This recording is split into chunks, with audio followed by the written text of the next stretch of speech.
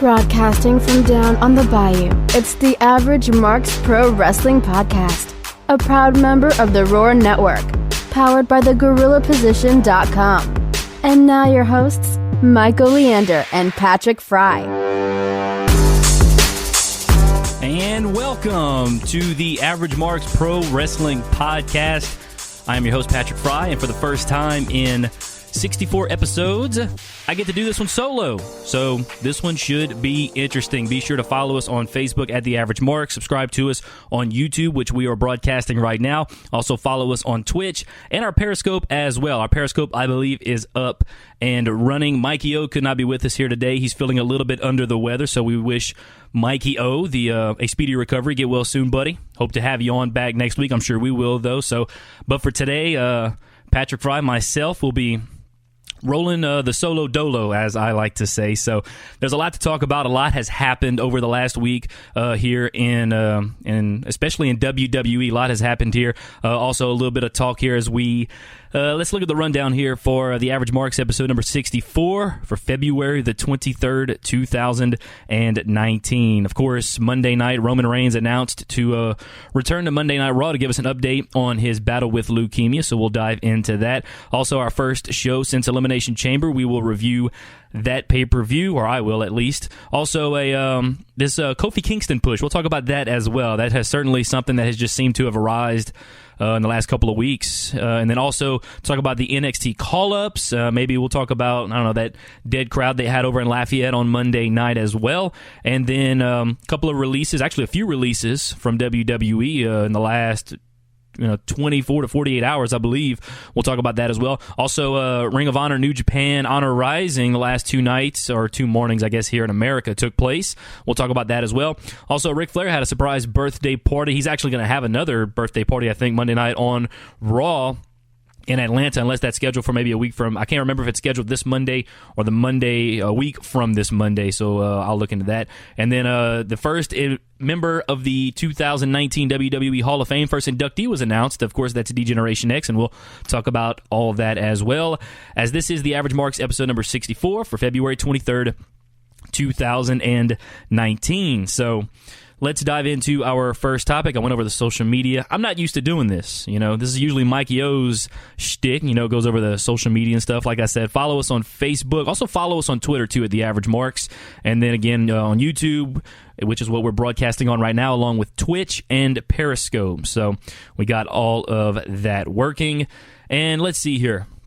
All right, so first thing we're going to talk about, obviously, the big announcement, Roman Reigns will be on Monday Night Raw to update us on his battle with leukemia. It was, posted to the WWE website. I don't even know, they don't have a date on here. But basically, last October, Roman Reigns, also known as Joe Anoa'i, revealed to the WWE Universe that he would be stepping away from WWE, and he relinquished the Universal Championship to focus on his battle with leukemia, an illness that actually came back 11 years after his initial diagnosis. This coming Monday, he returns to provide an update on his treatment live in Atlanta, which confirms that is also Ric Flair's birthday celebration. So yeah, Monday Night Raw is going to be stacked. I would think they're going to open up with Roman Reigns coming out announcing whatever it is he has to announce. Even Vince McMahon tagged Roman Reigns, said he will address the status of his fight with leukemia this Monday on Raw. #fighter, #proud, #classy. And of course, now a lot of folks trying to speculate, I guess, what is it that Roman Reigns is going to announce? Is he going to announce? You don't think he's going to come out and say that obviously the situation has worsened, and you got to think it's going to be some sort of positive news. Otherwise, they wouldn't even have Roman on Monday Night Raw. So with that being said, what could the positive news be? Obviously, a return to the ring would be the best case scenario. I mean, let's say he comes out on Monday and says, I can return right now, and he fights Monday Night on Raw. I don't think that's going to happen. I'm still trying to figure out what's going to happen. A lot of folks coming out. Some folks said maybe he'll be in Seth Rollins' corner at WrestleMania. Maybe he'll return for a match at WrestleMania. There's, some articles out there saying Vince is trying to push for the comeback of Roman Reigns to have a match at WrestleMania. Against who? Not sure yet. Some folks talked about him being, of course, in Rollins' corner at WrestleMania when he faces Brock Lesnar. Maybe Roman comes back, and I heard something about him doing a 6-man tag with maybe, I'm trying to think who it was, maybe with Finn. Who was the other one? Against Corbin, Lashley, and McIntyre. And it was gonna be Roman 6-man tag with Finn, and I'm trying to think who the other person was. It's slipping my mind right now. That was a rumor. We don't know. We're going to find out on Monday. My guess, if I had to guess, it's going to be some good news. Other than that, I'm thinking maybe he'll be in Seth's corner. But then again, we don't know what his condition is. We don't know if he's good to go. We just don't know. So we can't really make assumptions until we hear what Roman has to say. But I think it will be good news. Hopefully, he'll say he'll return to the ring. It may not be, on Monday. It may not be in the next few weeks. But he'll say, I'm good, but, I got to finish this off, and in a month or two I'll be back. After WrestleMania I will be back, or at WrestleMania I will be back. I don't know. So certainly Monday Night Raw is going to be interesting right off the bat, because I have a feeling this segment will happen first right off the bat. And so much speculation as to what Roman's going to come out and say. It just we'll have to wait for Monday night. And for anybody who's listening, on Monday night, February the 20 Saturday, February 25th, Monday night, February 25th, excuse me. We will live stream on our YouTube, Twitch, and Periscopes. We will do a live broadcast of the reaction. I will react, and I'm sure Mikey O will be in the chat as well. I invite everybody to come hang out with us in the chat, and I might even stick around and talk about it afterwards, because obviously whatever he comes out and says first is going to be some big news. And if he doesn't come out first, then you know what? We'll just sit here and live stream Monday Night Raw until he comes out and gives us his big announcement. As, of course, we start doing the live streaming, the live reactions, and we're going to usually, the plan is to do only go-home shows and shows right after pay-per-views, the SmackDowns and Raws before and after. But obviously, I think this is certainly something a lot of fans are going to be tuned in for. So I think it's appropriate that we do a little live reaction stream to at least just Roman Reigns' segment. So we'll do that on Monday night. So be sure to, like I said, subscribe to us on YouTube, follow us on Twitch or Periscope. That's where we will broadcast it on Monday nights. Of course, Roman Reigns returning on Monday to inform us or update us on his battle with leukemia. Now let's rewind and go back to Elimination Chamber. Elimination Chamber took place 6 days ago, last Sunday. Here are the results for anybody who may not have watched it. Buddy Murphy defeated Akira Tozawa for the Cruiserweight Championship to retain that.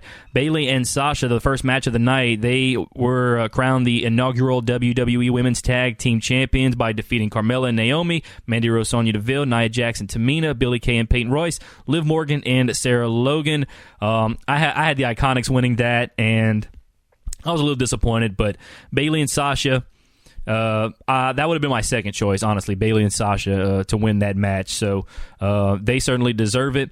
Looking forward to seeing, they're talking about they're going to, defend this on Raw, SmackDown, and NXT. Apparently they showed up at an NXT taping and said, we're going to defend this on NXT too. So I am loving that, and I'm looking forward to seeing who they're going to face at WrestleMania. There's a lot of folks right now talking Trish and Lita teaming up to face them. Obviously, I think Bayley and Sasha would win that match, but I don't know. We'll see. We'll see what happens, but I'm very interested in that storyline to see who they're going to defend those titles against at WrestleMania. And obviously, names like Trish and Lita, that would make that match just draw so much more.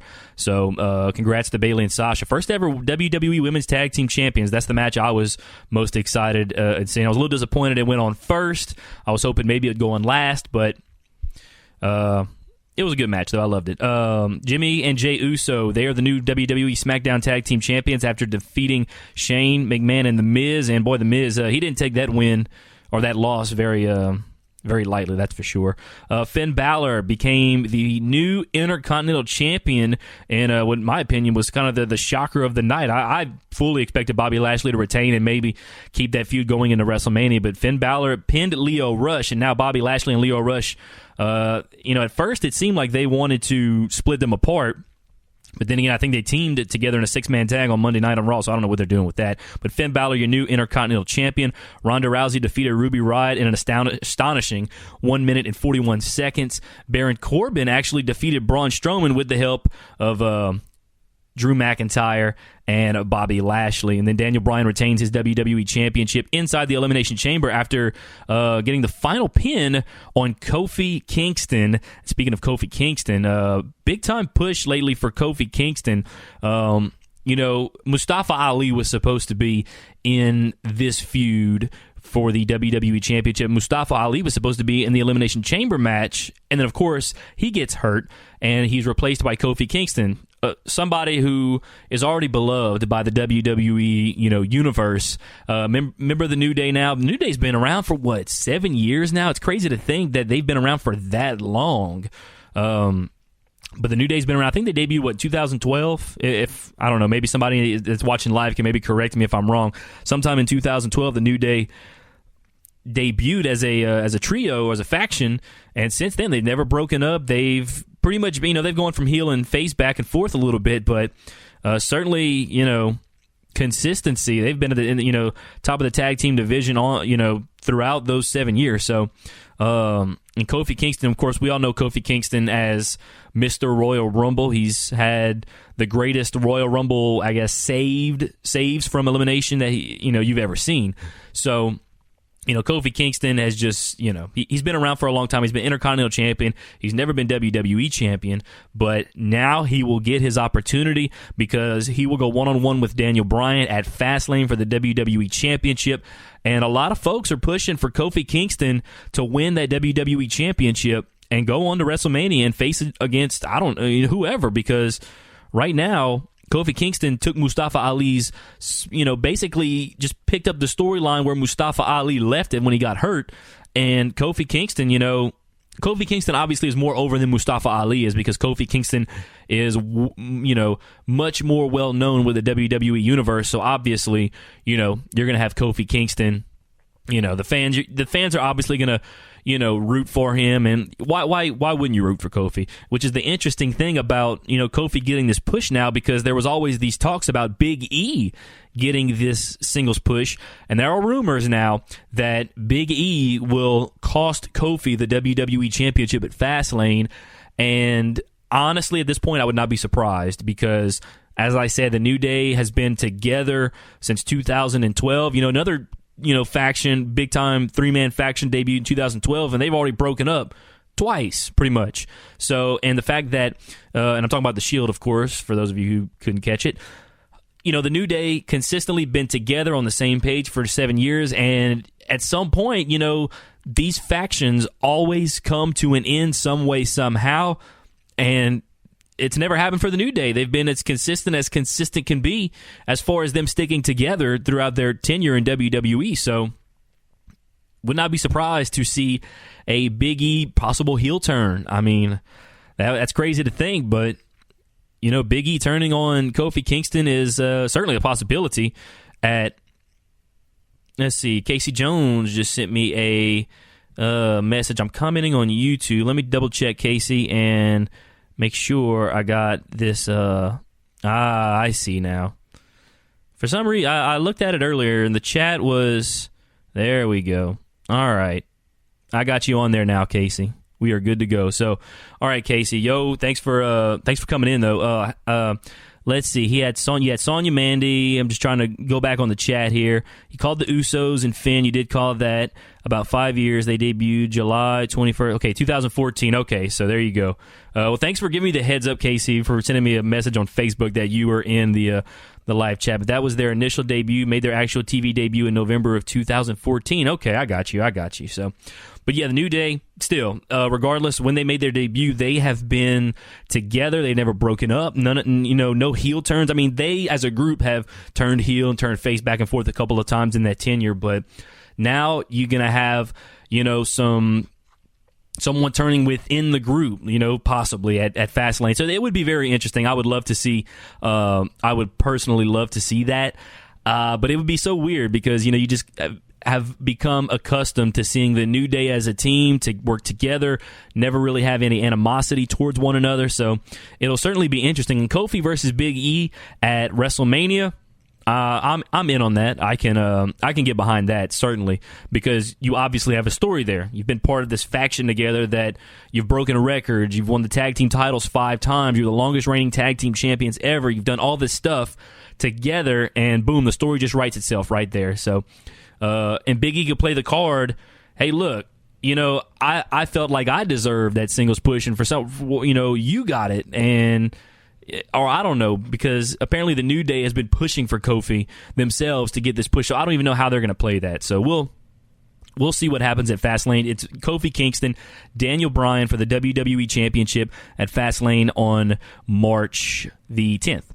Speaking of, okay, let's see what Casey has to say. I think we either see Bray return with Harper and we get Bryan with Rowan versus Bray with Harper, or Bryan versus Kofi. If Kofi loses, New Day breaks up, and that's when you turn Big E heel. Yeah, so you thinking we're either going to see Bray return at Fastlane setting up the match with Bryan, or you're going to see New Day, if Kofi loses, they'll break up, and that's when you turn Big E heel. So that, that does make sense too. Maybe not necessarily have him cost Kofi the match, but if Kofi loses, maybe he accidentally cost him the match, not necessarily on purpose. So that'll be something interesting to see. I'm really looking forward to Fastlane, to seeing how they go that angle. Obviously, it is WrestleMania season, so you don't want to count anything out. So speaking of pushes, we had some call-ups this week earlier. NXT, 4 guys, Johnny Gargano, Tommaso Ciampa, also, I'm trying to remember now, I can't remember, Aleister Black, and who was the 4th one? Ricochet. I don't know how I couldn't remember Ricochet. He's my favorite one.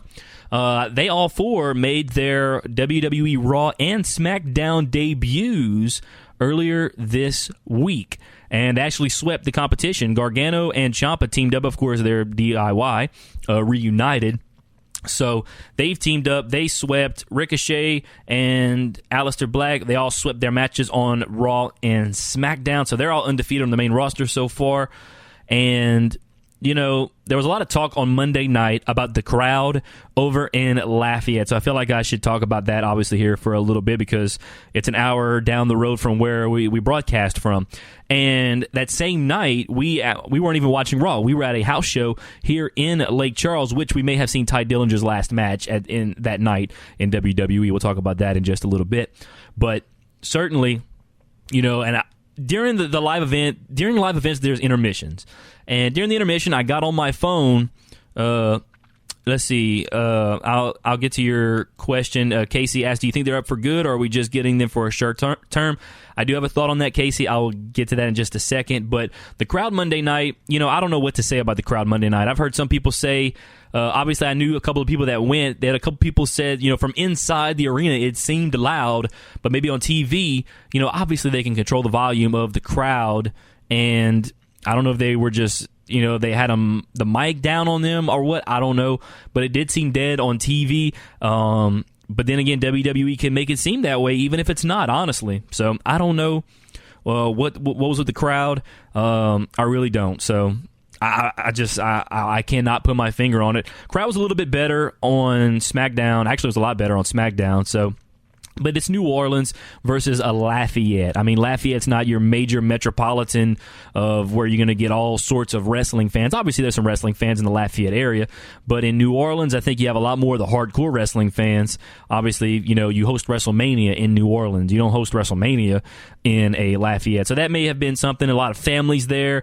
A lot of casual, fans who maybe watch Raw and SmackDown exclusively, have no clue about NXT or any of the guys on NXT. And you got these 4 NXT guys that show up, and you just don't know what to think of them. So I don't know that, but certainly I think WWE will be back to Lafayette. A lot of folks are calling to say, all right, don't go back to Lafayette, but I think they'll be back in Lafayette. Now, as far as what you asked, do I think they're up for good? I do not. I do not think they're up for good. I think we're getting them short term. They still have business to take care of, in my opinion, because obviously, Gargano just lost the NXT North American title on Wednesday night to Velveteen Dream, so Gargano no longer has a championship. Tommaso Ciampa, on the other end, he is still the NXT champion, so he obviously still has some business to tend to in NXT as far as defending that title. And Ricochet, he's been there for a little bit. I think he could still become NXT champion, so I think he still has some business to finish there as well. Yeah, exactly. You can't deplete the NXT's roster too much. That's 4 of your top 6 guys right there, with Cole, Adam Cole, Bebe, and Velveteen Dream being the other 2, in my opinion, right now. That's your 6 guys. You already took, EC3, which, in my opinion, they pulled the trigger on him way too soon. They gave him no time to develop. He didn't even win a championship. I think in NXT, now that you have the North American Championship, you should at least have one title run. Whether you're the tag team, get the tag team titles. Even if it's a short title run, just you gotta build them up to where if you feel comfortable giving them titles in NXT, then okay, boom, we can move you over to the main roster. But EC3, I don't know. They wanted to shake things up after TLC, and then you pull Lacey Evans out. Lacey Evans, I don't even think she's done a lot in NXT either. She's never won a championship. And as much as I like Lacey Evans, I don't know. I think they're pulling the trigger too quickly on some of these people, and that may have been the issue as to why, I don't know, man, that might be part of the issue as to why some of these NXT people don't work out on the main roster. Like EC3, he came out and he spoke in Lake Charles. He came out and cut an actual promo, and I'm not going to lie, other than the fact that, he mentioned Lake Charles as Lafayette first, and then Baton Rouge, he didn't remember the name. That was kind of the only good part of his promo. Other than that, it was just boring. It was, I don't know, it just didn't, it did nothing for me. So, he worked the SmackDown house show on Monday night. That's why he wasn't on Raw Monday. Of course, we saw Lacey Evans. We saw Heavy Machinery. I have a feeling they're going to put EC3 on SmackDown. So I don't know what they're trying to do with EC3. They pulled the trigger way too quickly on him. I feel like he had so much potential, and I think they already ruined it. I think even Dave Meltzer or somebody basically said he was DOA, which means dead on arrival. So EC3, man, it sucks because I was personally excited about EC3 coming to the main roster, and I feel like it's already going to become a huge letdown. Apparently, she's going to be a major star going forward, might be facing Asuka at WrestleMania from what I'm hearing. So, Casey, yeah, that's what I'm hearing too. Possibly Lacey Evans versus Asuka at WrestleMania, and in my opinion, if Lacey Evans can have a good showing in that match at WrestleMania, you have the wrestling world's eyes on you right there. If there's ever a time that you can put on a good showing, it's at WrestleMania. Maybe that's her first match, because sometimes, obviously, people that they're really high on, they'll have, Fandango had his first match at WrestleMania and beat Chris Jericho. So Lacey Evans, although Fandango didn't turn out probably what they hope Lacey Evans turns into, but have Lacey Evans' first match. But then again, she came out on SmackDown. I said we saw her on Raw. I don't remember if she was on Raw or not because I didn't get a chance to watch. But, yeah, put on exactly, Casey. A lot of folks these days think, if you lose and you get buried. That's not the case. You can lose and still look good. And Lacey Evans, in my opinion, they can have her look really good against Asuka. There's no shame in losing to Asuka because Asuka just made Becky Lynch tap out, by the way. The man who's supposed to be in the main event at WrestleMania, which she will be, don't worry. But she is suspended as I pull up the air quotes here. So Asuka, is still kind of running roughshod on SmackDown right now. So to have Lacey Evans come in on her first match and put on a good showing, especially at WrestleMania against an Asuka, could do a lot for Lacey Evans. So, but as far as those 4 NXT guys that showed up on Monday night, I don't think this is not their official call-ups. I think they're going to just come in, kind of get a spotlight, which honestly I don't think is a bad thing. They could have chosen a better city to do it in than Lafayette. Maybe New Orleans would have been a good place to do it, but Lafayette, I don't know. Certainly, you just want to kind of get them fresh in people's minds, which is, I think, what they're doing with Lacey Evans. That's why she's just coming out and going back to the, she's basically walking out, waving to the crowd, and then walking back and not doing anything or saying anything. They're just trying to keep these guys, and Lacey Evans, of course, fresh in fans' minds. So, I don't know. But I don't think we're going to get those 4 guys on the main roster full-time right now. Maybe after Mania. Maybe we see them this week, but I think we may see him after Mania. I think Gargano's ready. I think I don't know if Ciampa's ready yet. But I think Ciampa's ready, but I just don't know what the fans would. I don't know how the fans. I think if you take Gargano and Ciampa to the main roster, they have to be a tag team. That's just my. At first, they can have their, let them be over as a tag team, and then when they split again, because they're going to do it again, they'll split again.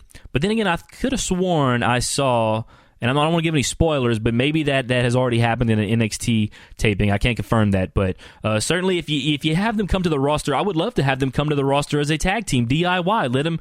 Let's give the main roster some DIY flavor, and then have them turn on each other again.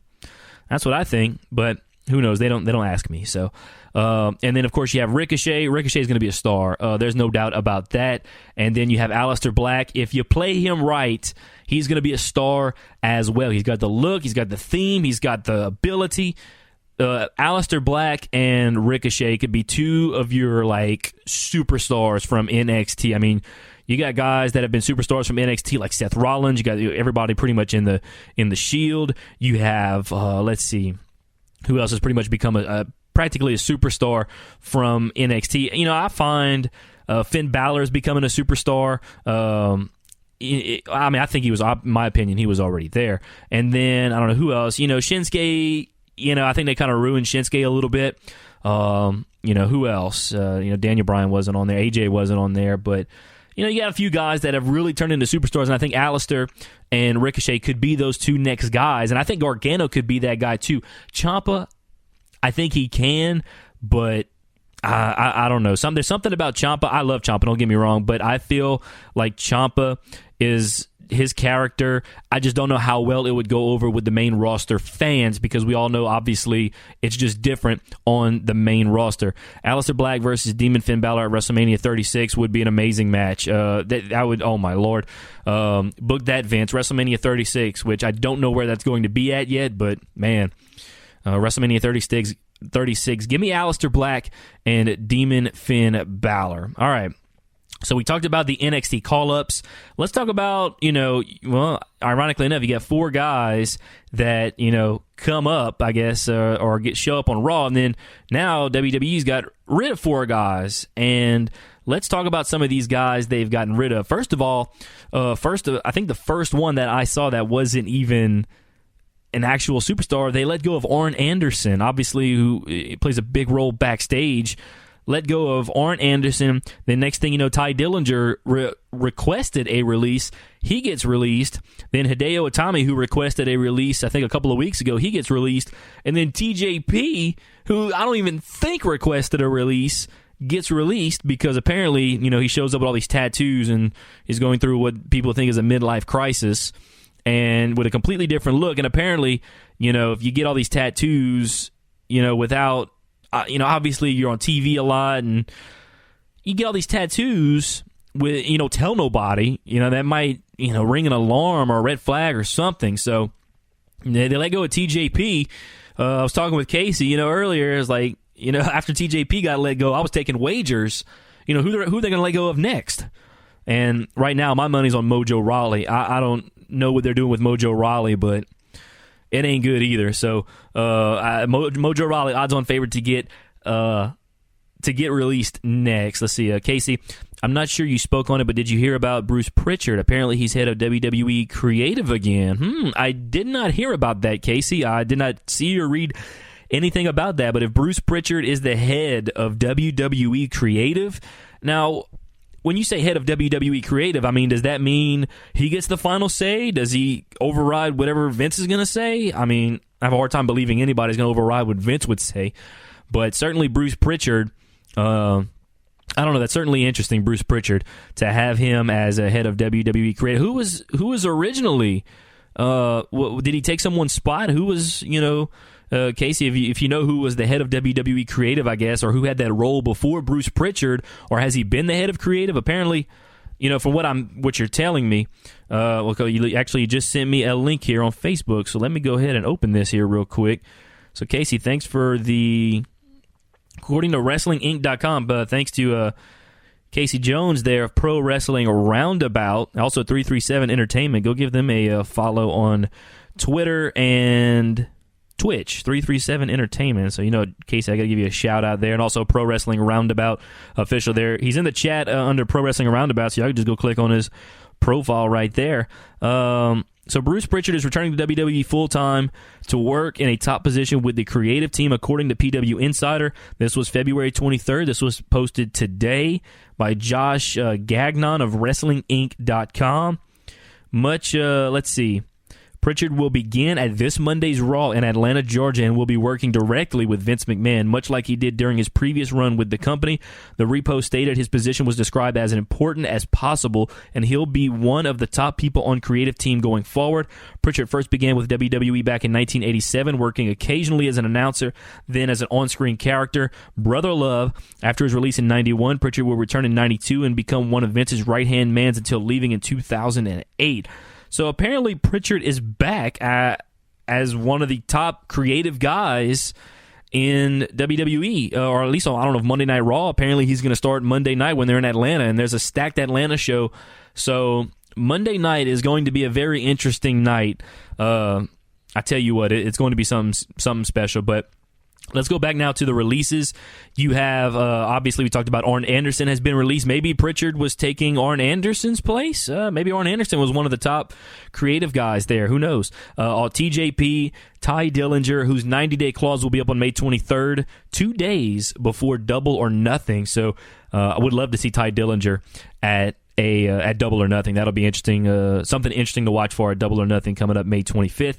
But then you also have TJP, Ty Dillinger, and who's the other one? Arn Anderson. Who's the other one? I can't think of it all of a sudden.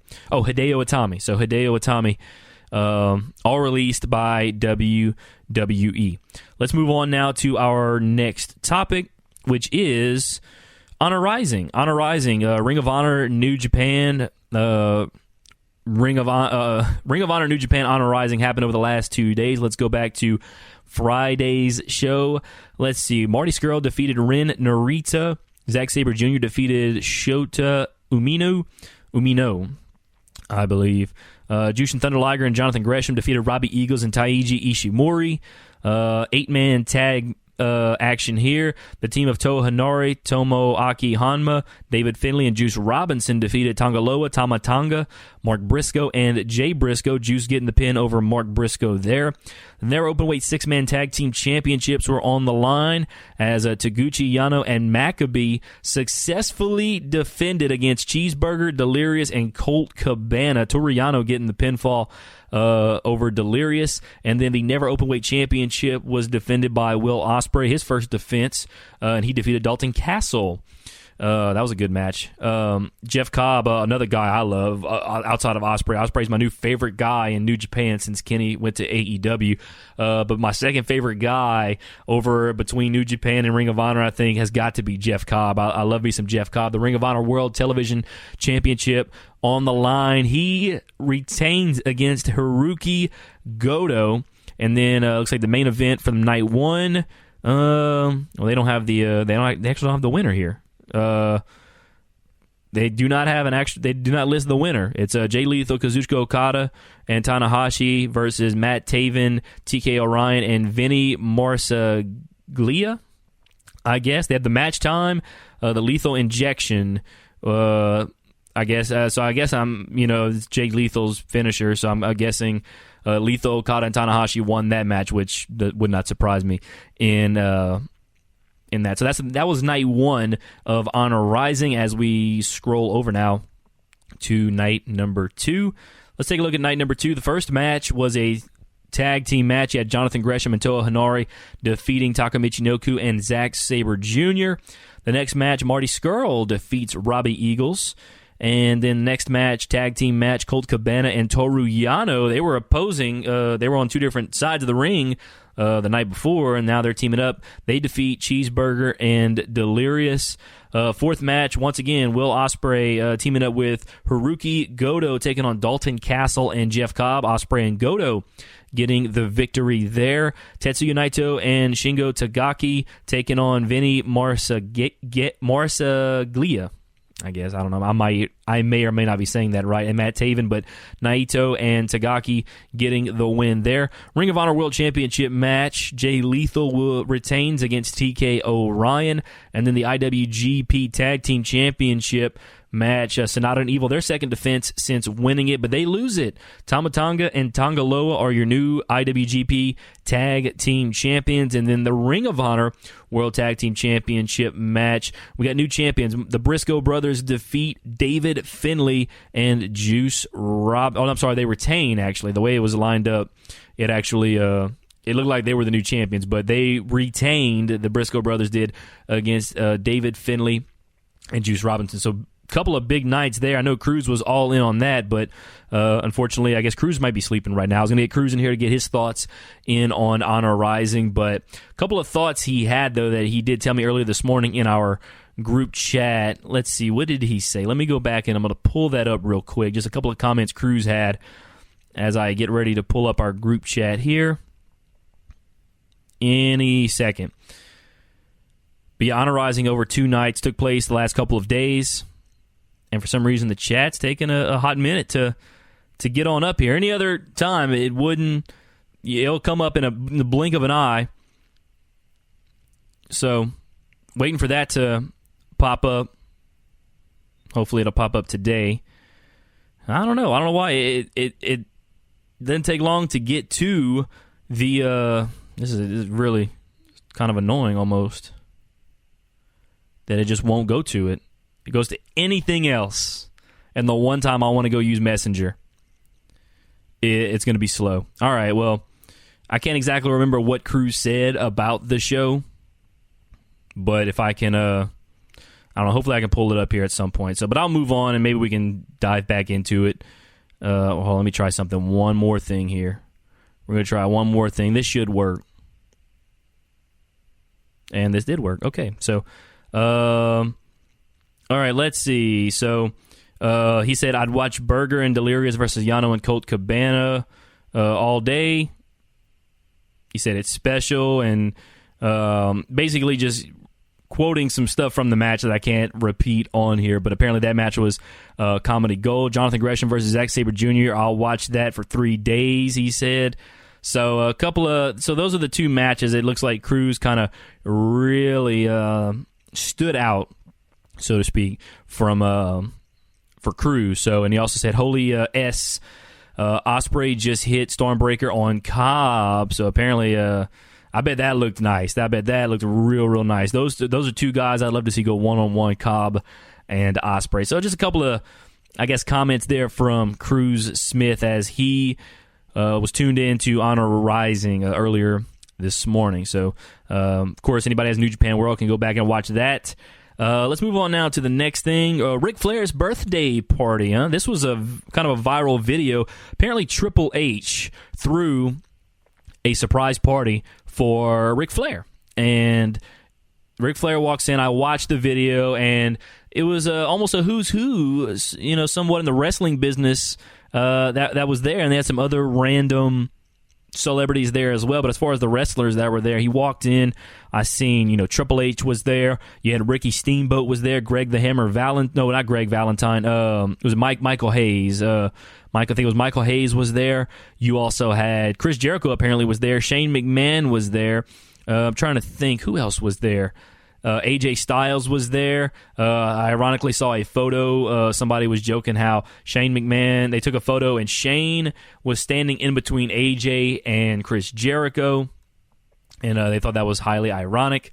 But a really cool video if you can find it. I don't know, we may or may not have shared it to our Facebook pages, but a really cool video, really cool stuff. Charles Barkley was there as well, some non-wrestlers. Charles Barkley. Who else was there? I'm trying to remember some of the people that were there, but I just remember some of the wrestlers that I saw in the video. So really cool stuff, though. Go watch that video if you haven't done so yet. As of course, tomorrow night on Monday Night Raw, Ric Flair, they'll have his 70th birthday celebration in Atlanta. So that's going to be, I think that's going to be a really fun segment. I think they're going to probably bring maybe some, Triple H is going to come out. Hey, maybe we'll have a return of Batista.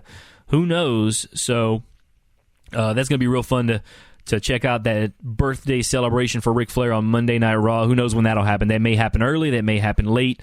Who knows? I think that's something that could happen late because, Ric Flair, he likes to stay out and party late, old nature boy Ric Flair, giving them girls rides on Space Mountain, huh?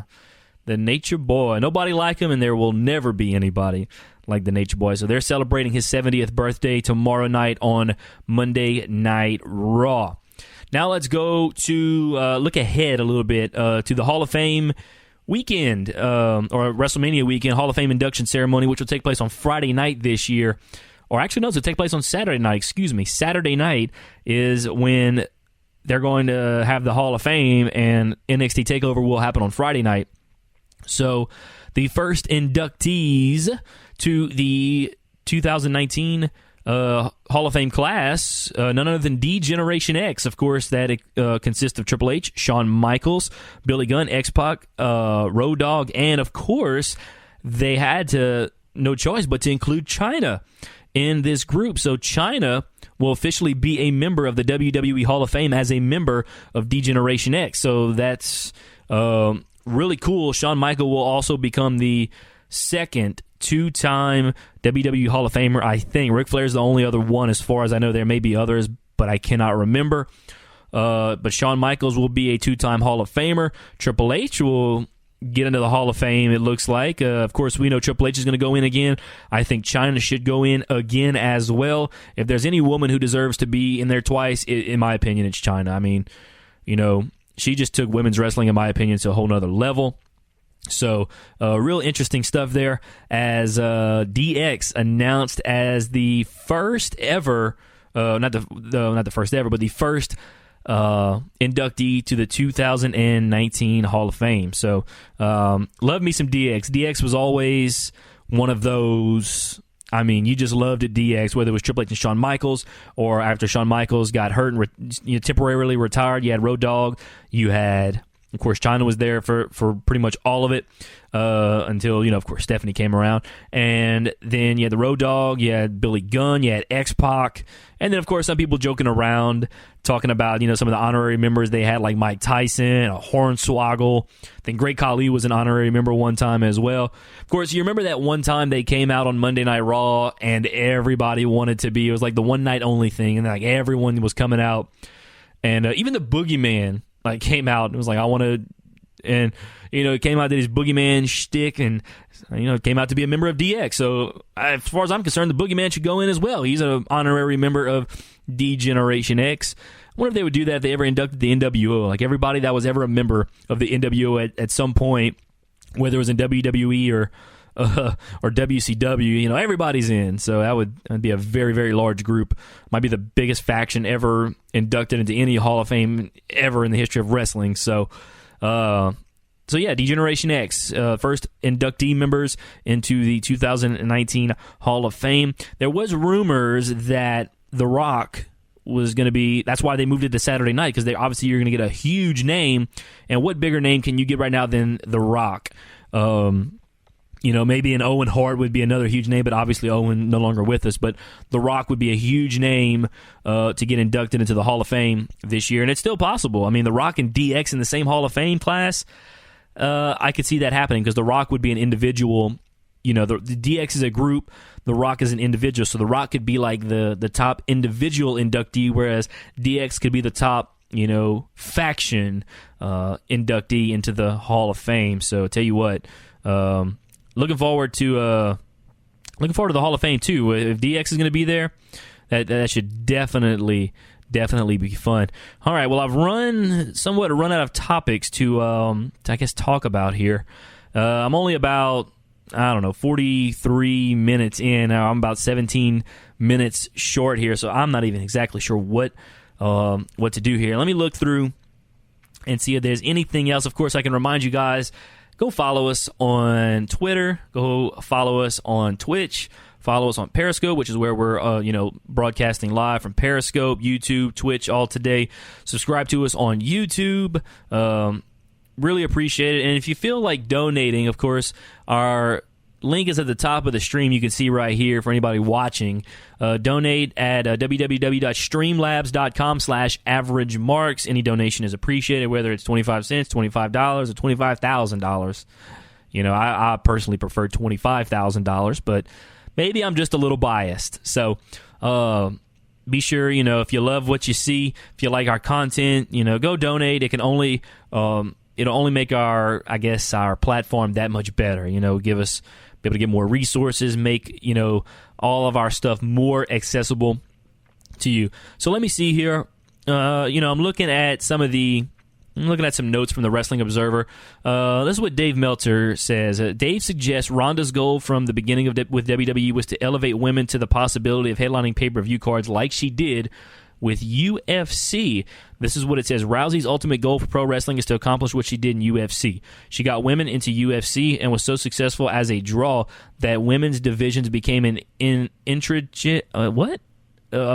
part, basically, of the sport that will continue and even headline shows long after she's gone. Obviously, in wrestling, women have been around for a century, but her being there put far more focus on them, got them longer matches, the ability to main event house shows, and even WrestleMania, and the goal is to establish women as a bigger stars than the men, so that this will continue to be the case long after she's gone. And I mean, hey, look, that I'm all for the women, main eventing. I'm glad they were able to pull in someone like Ronda Rousey to be able to focus in on that. And now, when you have Becky go over on Ronda, which they should, in my opinion, I've been saying that you need to have Becky go over on Ronda, especially now that you inserted Charlotte Flair into this match at WrestleMania. But I do agree, some folks will say Charlotte deserves to be in this main event because she has been just as much of a part as this women's revolution as anyone else. So I do believe Charlotte deserves this spot, but as long as right now Becky Lynch goes over on Ronda Rousey, you gotta, in my opinion, you have Becky. You don't have to have you don't have to have Ronda tap out, but have Becky go over on her, pin her 1, 2, 3 like that, and then maybe Ronda takes some time off like we're expecting. But of course, I don't know if we're expecting that anymore or not. Those rumors kind of went away real quick, I find. But certainly, having Becky go over, and even if Ronda leaves, you have Becky. Becky has now become this superstar.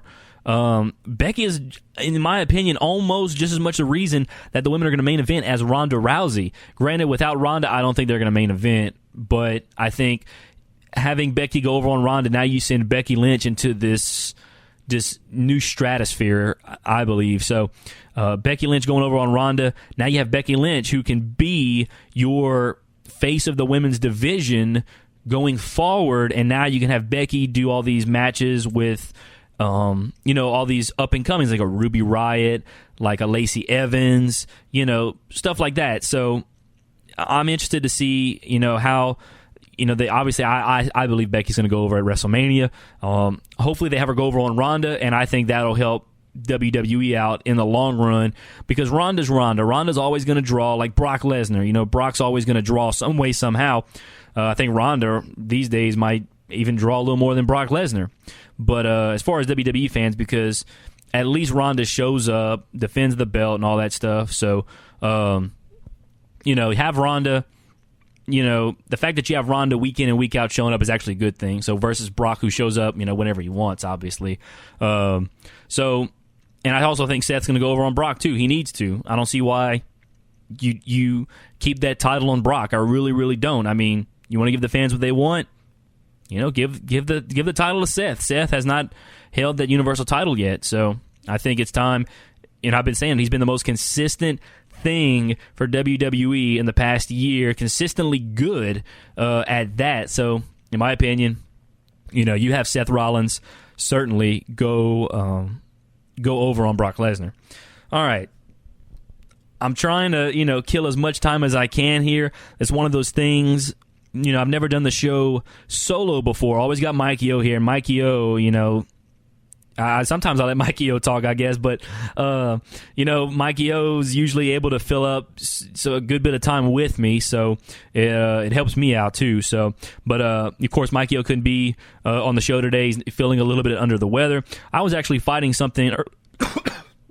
See, look, as soon as I said it, I did not cough the entire time of the stream. The second I say I was fighting something, I was fighting a little cold, as those of you may or may not have been able to tell, but literally as soon as I said it, I coughed. So, I've been fighting a little something this week too, and it's still lingering, as you just heard, but I was able to kind of get control of it, I guess, earlier in the week, whereas Mikey O just started feeling bad yesterday. So, Mikey O, get better soon, so that way we have you fresh and ready to go next week. But Monday night, again, for anybody who maybe didn't catch it the first time, we're going to be live streaming on our YouTube, Twitch, and Periscopes Monday night for Roman Reigns' return to Monday Night Raw, as he's going to return to give us an update on his battle with leukemia. So we're going to live stream that. If it doesn't happen in the opening segment of Raw, which I expect it to, if it doesn't, we're just going to live stream until it happens. And I don't think it's going to be going on last. I think that's something they're hyping up. They're going to start off the show with it. I think Ric Flair's birthday is going to go last because they want to end you're going to end the night, unless if Roman Reigns says, I'm back now, he may not show up to the end of the show. I don't know. But I don't expect that to happen. I don't think Roman Reigns is ready to come back just yet.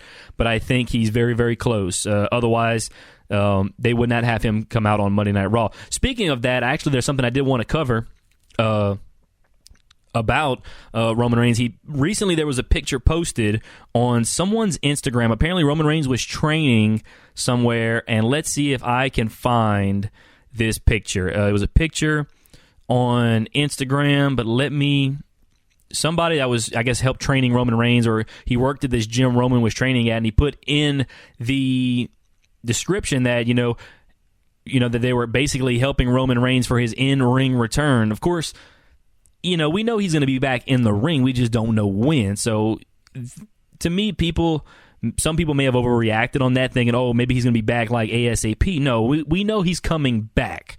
Once he's better, whenever that may be, he will be back. So, we know he's going to have an in-ring return. We just don't know when. And I don't think it's going to be anytime soon. I think maybe at very earliest right now, in my opinion, WrestleMania. Very earliest. But even then, I'm still a little skeptical because, I've heard a lot of people say, when you go through leukemia like that, even after you're done with all of the, treatment and stuff, it kind of takes a little toll on you. So you kind of have to recover from it after it's done. So unless... like I said, I don't know. I've heard his treatment was going well, but I don't know how well it was going. So all we know is that it was going well. That's what the reports were saying. So I don't know. Hopefully we get some good news on Monday night. I think we will get some good news in some sort, because I don't think they're going to send him out there to give some bad news, honestly. So Roman Reigns will be back on Monday night. You also have, let's see, I guess I can kind of preview Raw and SmackDown here. Let me pull up a little Raw and SmackDown preview if I can find them. I don't know if they have it up yet for Monday and Tuesday yet. So let's see. Raw preview for 2/25/19, I believe. Yep, 2/25/19. Let's see. WWE Raw. Here we go. Here we go. So Raw preview February 28th. Roman Reigns returns with an update for the WWE Universe. Birthday celebration with the Nature Boy. Also, NXT Superstars on the Rise this past Monday night.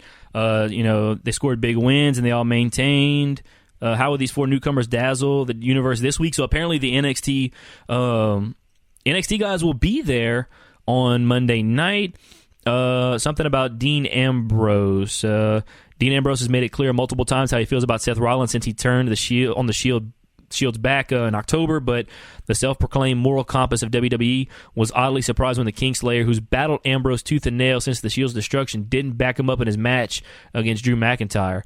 Does Dean Ambrose truly believe that Rollins would put the past behind him, or is there another strategy in play? And who will the Boston Hug's first challenge be? Let's see. As the bearers of the WWE Women's Tag Team Championship, Sasha Banks and Bayley have vowed to defend their titles against anyone on any brand. One night after historically winning the tandem prizes at Elimination Chamber, Nia Jax and Tamina confronted the champions, but the Boston Huggable one repelled the attack, refusing to let their celebration be spoiled. Had Jax and Tamina not retreated, we might have seen a WWE Women's Tag Team Championship match right then and there. But given their take-all challengers' attitudes, will Sasha and Bayley's first title defense happen sooner than later? So are they pretty much saying possibly maybe they come out and issue an open challenge. I don't know. So some things to look out for on Monday Night Raw this coming Monday. So you got Reigns, you got Ric Flair's birthday celebration. The NXT call-ups will be there. Let me see if I can pull up the SmackDown preview. I don't know if they have one out just yet for SmackDown. Let's see. Maybe they do. Maybe they don't. SmackDown Live. Nope, they don't have a, or maybe they do. SmackDown preview. No, they don't have one up yet on WWE.com, so I guess I can't really preview SmackDown right now, but certainly on the SmackDown side, you have Kofi and Bryan for Fastlane for the WWE Championship. Certainly they'll be going forward on that. So yeah, SmackDown Tuesday night, Raw tomorrow night. Raw tomorrow night should be really, really fun, I think. I'm hoping it's going to be fun. I'm really looking forward to Monday Night Raw tomorrow night. So let's see here. I am about still 5 minutes short here. You would think a guy like me who likes to talk can, fill up an hour, and I'm doing my best to. I wrote down a rundown, and basically this was my rundown. Roman Reigns returns to Raw on Monday. Elimination Chamber review. Kofi Kingston's push. NXT call-ups. WWE releases. Honor Rising.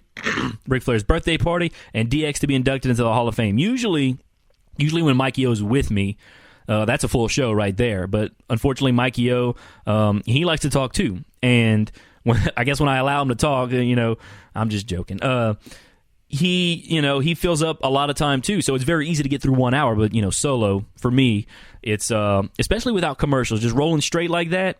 Tell you what, it's not very easy. So, do want to give a special shout out to Casey Jones one more time from Pro Wrestling Roundabout. Be sure to go follow them on their social medias. Also, his Twitch account 337 Entertainment. He's doing a lot of wrestling stuff on there as well. Some fun stuff on his Twitch account.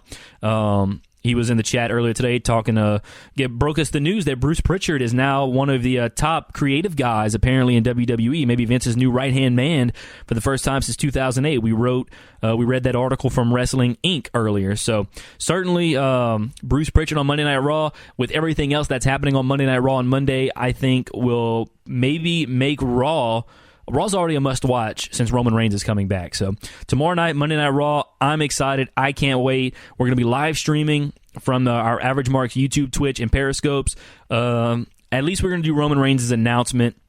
I don't know. If I'm feeling good, maybe we'll stick around, or maybe I'll come back and do Ric Flair's birthday party live reaction as well. So we're going to see. I'm going to talk to Mikey O about it on Monday, and we're going to figure that out. But once again, go follow us on Facebook, or go like us on Facebook at The Average Marks. Follow us on Twitter at The Average Marks. Subscribe to us on YouTube. Follow us on Twitch. Follow us on Periscope as well. Or you can find our episodes on CastBox. And, of course, thanks to all the listeners on KEZM in Sulphur, Louisiana for listening as well on our radio affiliate there in Sulphur. So we thank the management over there once again for allowing us to broadcast on there, which is why we got to fill up an hour. So I got to make sure we fill up a full hour over on KEZM, but I'm getting ready to do that. So I'm going to go ahead and get ready to finish wrapping this up. Once again, thanks to Casey Jones for participating in the chat. Mikey O, get better soon. We should see him back here next week on The Average Marks, episode number 65. I personally can't wait for episode 69, I tell you what. So that's going to be a fun one. So for Patrick Fry and all of us here at The Average Marks, thanks for listening, and there's only one thing left to do. Outro. You've been listening to the Average Marks Pro Wrestling Podcast with Michael Leander and Patrick Fry. All opinions discussed in the show are those of the Average Marks and do not represent any wrestling company, organization, or individual. For more information on the show, follow us on Twitter and iTunes. AMP is a proud member of the Roar Network, powered by thegorillaposition.com.